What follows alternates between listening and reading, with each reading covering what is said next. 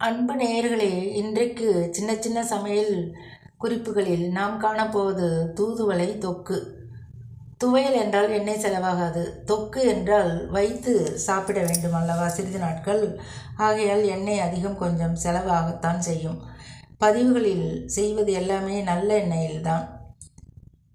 ஒரு கைப்பிடி அளவு ஆய்ந்த தூதுவளைக்கு தூதுவளை இலையில் உள்ள முட்களை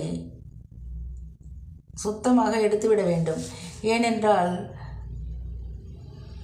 சிறிது அது இருந்தாலும் குடலுக்குள் சென்று தொந்தரவு அதிகம் செய்யும் என்று வீட்டில் உள்ள பெரியவர்கள் சொல்லியிருக்கிறார்கள். ஆகையினால் நன்கு ஆய்ந்த ஒரு கைப்பிடி அளவு தூதுவளைக்கு 5 வரமிளகாய், 1 ஸ்பூன் உளுத்தம்பருப்பு, 1 ஸ்பூன் கடலைப்பருப்பு, பெருநெல்லிக்காய் அளவு புளியும் 3 சுண்டைக்காய் அளவு வெல்லமும்,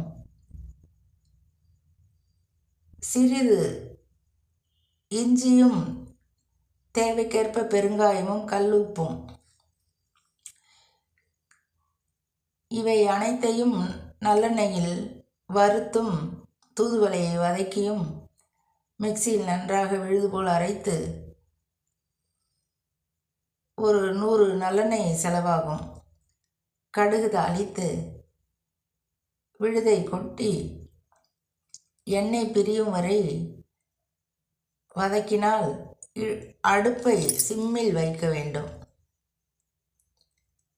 எண்ணெய் பிரிந்தவுடன் இறக்கி ஆற வைத்து பின்பு எடுத்து வைத்து கொண்டு நாம் சாப்பிடலாம். தூதுவளையில் இல்லாத மகத்துவமே இல்லை என்று அடியேன் சொல்லி அறிய வேண்டியதில்லை. அன்பு நேயர்களே.